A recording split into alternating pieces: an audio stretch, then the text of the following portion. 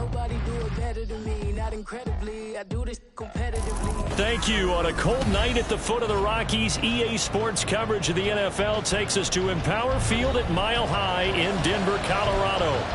Tonight we've got a great Sunday night matchup on tap, as it'll be the Minnesota Vikings taking on the Denver Broncos. The NFL season has hit high gear, and off we go in Week 11 on EA Sports. No run back here on the opening kickoff, as we'll start at the 25.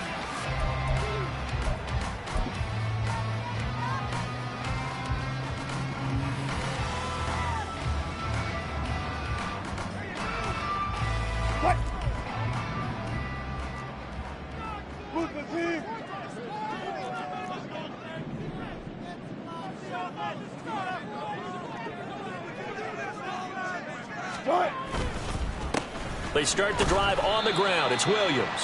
And he can only manage to get a couple. 2nd and 8 coming up. They run it again with Williams. And he's going to get about 7 yards on that one up to around the 33. An early task, 2 plays in. This is 3rd and 2. And he is caught. And he'll be taken down, but not before he works it past the 50. 18 big yards on that one, and a Denver first. Zero hesitation that time. That was get ball, throw ball. Yeah, turn into a smoke route. If you see the coverage off the receiver, doesn't matter whether you call it a run or not. Just take the ball, get it out to it.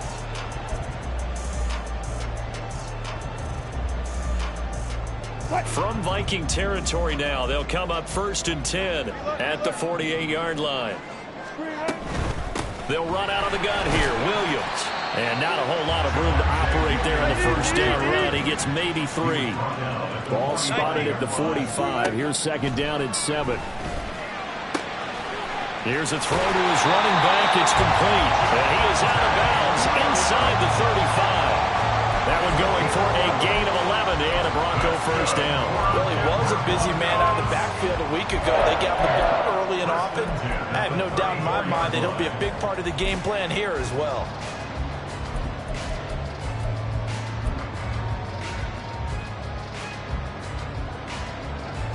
From the 34 now, here's 1st and 10.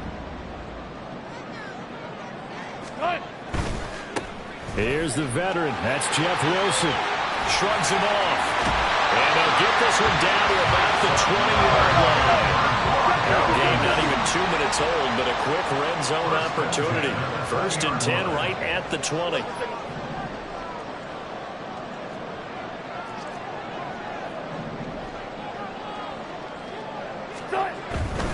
On first, they'll go back to Wilson.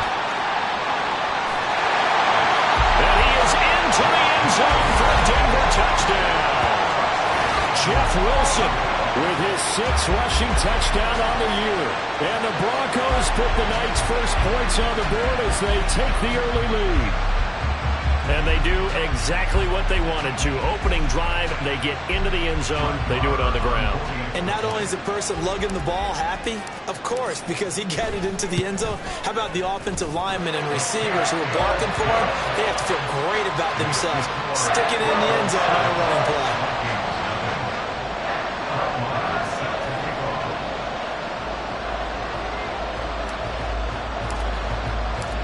Following the touchdown, here's Marr to kick it away.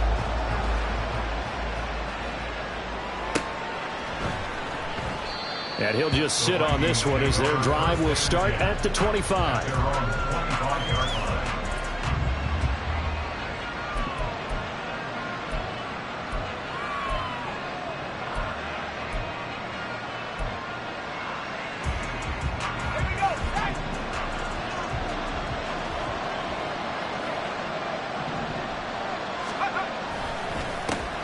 They'll start on the ground here on 1st down. And he's going to be dropped following a pickup of 7 past the 30 to the 32. Another good run there for a guy who, remember, on Wednesday was named the NFC Offensive Player of the Week for what he did a week ago. Yeah, and you know it takes some solid runs and some extra special ones in order to win that type of an award. I think he's locked in and wants to get it done a second time. Here's Chandler on second down. And he'll be brought down shy of the 40 at the 38-yard line. 6 yards the pickup, and that's a first down. He was well over 100 yards last week. He told us this week, a little ambitious, said he wants to hit that 200 mark. We'll see. Makes sense, though, doesn't it? Have we ever run into a running back that had a great game the week before that didn't think that's just going to naturally continue, just make sure you feed me the football? And that's what they're all about. Continuity, rhythm, number of carries. Just keep giving it to him. That was a lightning-fast decision that time. He just caught it and got rid of it. Because he saw his guy was going to be open immediately. So he took the R, the run, out of the play. He took the O, the option, out of the play, and immediately got to the pass.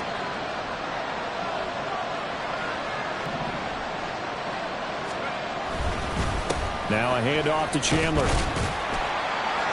And he'll be brought down just shy of midfield at the 49-yard line. 4 yards the pickup, first down. I think that's the type of run we'll continue to see throughout this game. The snow coming down, I don't expect a lot of big plays to be broken.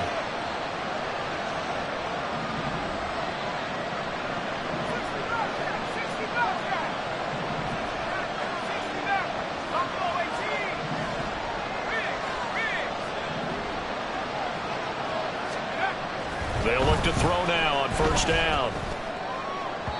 His throw incomplete. Ty Chandler, the one he was looking for. And that'll bring up second down.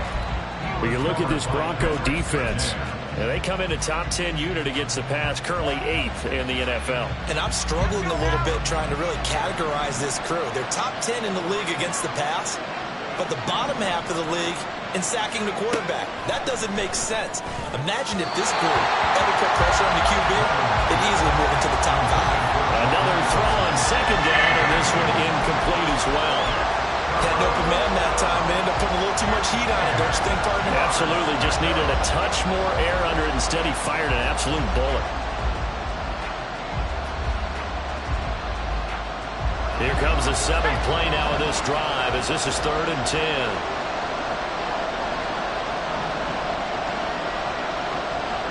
Look to throw. Pass taken in by his big tight end. And this is going to be another first down as they'll make the tackle at the Broncos 23. And now they'll stop play here, at least momentarily. A member of the Vikings in some discomfort after that last play. We'll step aside and get a report when we come back to Denver.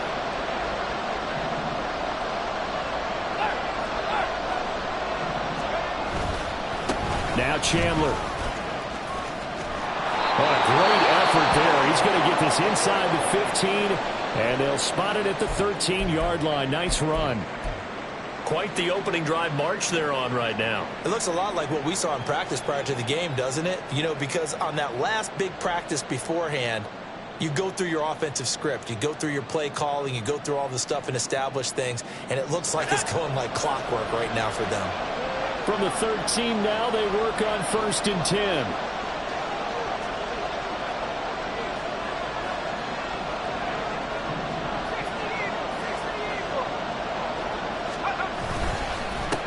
They run it with Chandler, and he's going to get about 4 down inside the 10 to the 9. Some of the most unselfish players on any football team, defensive tackles, because we ask them to just eat up blocks, allow other people to make tackles.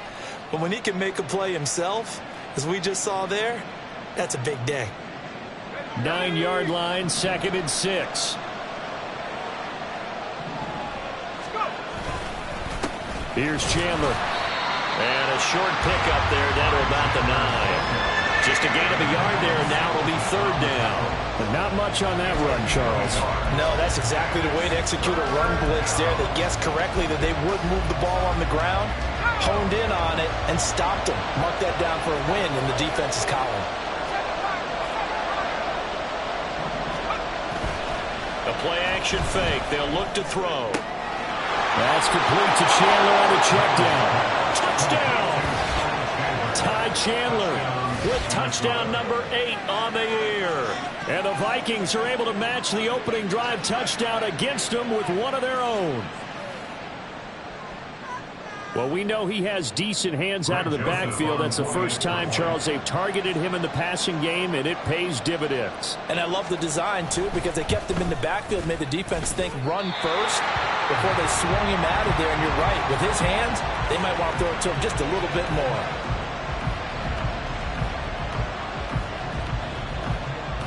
Set now to kick this one away, and off it goes.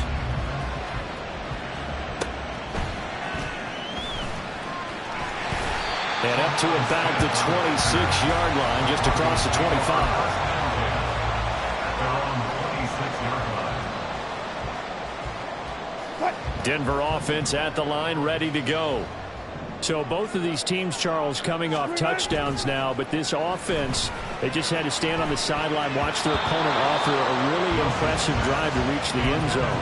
Yeah, and I think you're not telling yourself the truth if you don't think there's some one-upsmanship going on right now, because they just had their touchdown answered by a drive of double-digit plays that also found the end zone. Now they want to do something even more impressive to answer that one. A quick throw caught out wide by Judy. And he gets this up to the 34 out of bounds there. 9 yards, not quite enough, and they'll be left now with 3rd and 1. If you're these receivers, you got to be ready, because when he's going to throw it quick on that RPO, he's going to throw it quick. And this is why you spend time with your guy either in the offseason, during the week, the whole bundle. Because sometimes just telepathy. You both see the same thing, and he knows. He's at 5-4 now on the year. And Charles, they were losers last time out. What do you think they need to do differently here? Well, I don't think it needs to be as drastic as burning up last week's game tape or not watching it, but the attitude has to be what's done is done. Let's move on. Put that one behind them, galvanize themselves, and go forward and get a win in this one. And now a throw on first down there, but it's incomplete. This defense for the Vikings, they were very good last week in the win over New Orleans. Yeah, they only allow all 32 coaches, and I guarantee you they'd say, we'll take that every single week. But let me think about that for a second. Maybe there'd be one contrarian that would say, give me 10. Here's 2nd and 10. Now Wilson. That's complete. It's Greg Dulcich. That'll leave them with a 3rd and 2 coming up. They got 8 yards there. I know sometimes we can get fooled when we watch him make catches, as we just saw him do there, because he really looks like a wide receiver the way he goes about his business. Yeah, 230, 240 range. Yeah, not super huge. Maybe not counted on to be that inline point-of-attack blocker that we used to have in the good old days, but you can flex him out. You can make him a primary target, and that's how he'll shred a defense. They'll try and pick it up on the ground with Wilson. And they nearly sprung him that time as he takes this all the way down to the 37. So on the other side of the field now, it's 1st and 10 as they've got things rolling on this drive. And the result here, a pickup of 8. Leaves them with 2 to go on 2nd down. 2 yards to go, 2nd down. They'll run again with Wilson. And they'll have it in the red zone before he crosses over out of bounds. 70 yards rushing for him now as he has gotten the night off to a hot start. One thing's for sure, this defense has to figure out how to stop the ground game. He's eating them up here in the first quarter. It looks like they have to go to different forces, aren't they? The conventional things aren't working too well. So I remember a coach of mine saying way back when a back's having a great game, you've got to get the ball out of his hands. See how far he can run without the ball. And what he meant was takeaways, not get loose, because maybe you can't just stop him with just regular tackling.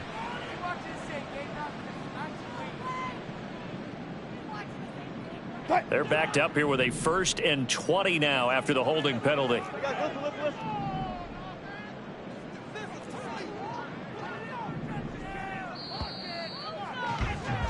After one, a 1-point game, 7-6. Broncos 7, Vikings 6.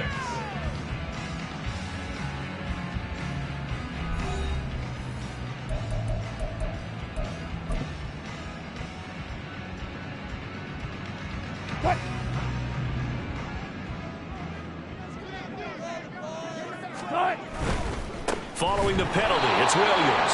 And he still has yet to get on track in this first half as they're going to stop him behind the line. It was Danielle Hunter to make the play in the backfield. The running lanes have definitely not been there for him here in the first half, and I don't think it's all been his fault. His offensive line hasn't given him much space. A loss results there.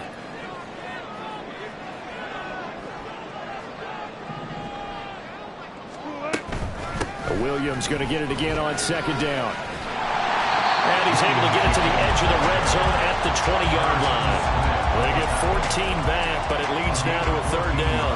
Naturally so. The defense was keyed in on everyone but the back on that play, and it took them an extra second to react when he got the carry.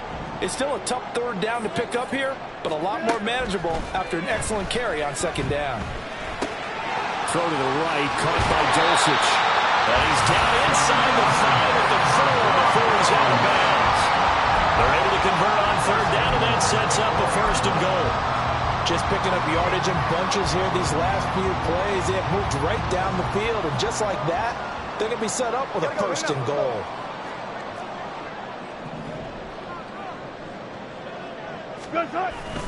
Williams is not going to get a whole lot, maybe a yard down to the 3. It's a gain of a yard, and it'll set up second and goal. You know, when this offense gets down here near the end zone, they're going to turn to their bell cow. This guy's been a touchdown machine all year. Excellent job stopping him there on first down. On second and goal, standing alone in the backfield is Williams. They'll give it to him again. And he gets halfway there from the 4 to the 2 on a gain of 2. Well, now hang on here because he appears to be shaken up. We'll step aside and get a report when we come back to Denver.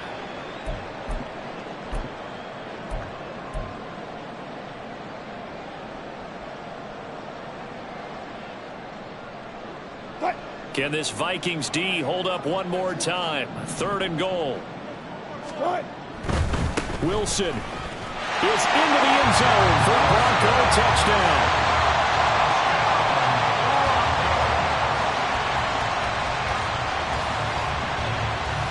Marr now to add the extra point.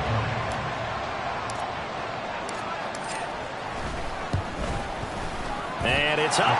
It's good. Our score 14-6.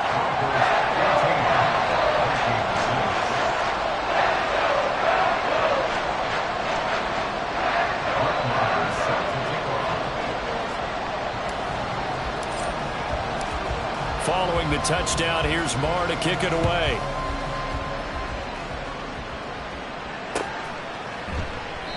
And no thought to bring this one out. He'll just go down to a knee, and they'll take over at the 25.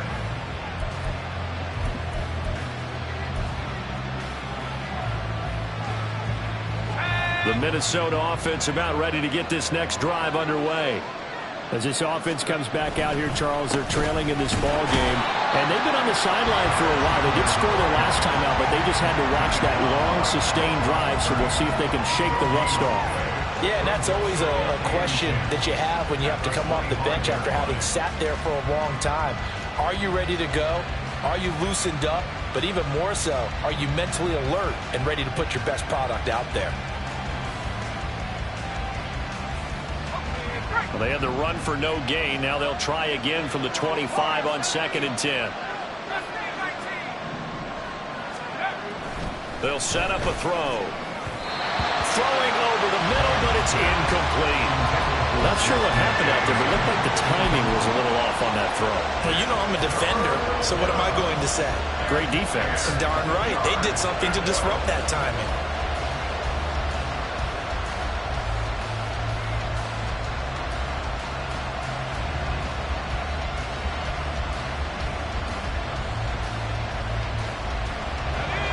Incomplete pass on 2nd down. It muddles things a little bit here. This is 3rd and 10. Back to throw here. He's got his target. That's complete. And he will have a Vikings first down as they're able to get the 3rd down conversion. That's a play that will likely be forgotten when you talk about big moments in this game. But plays like this are critical to keep drives going. And if points result, we'll call this play significant. They'll run on first down.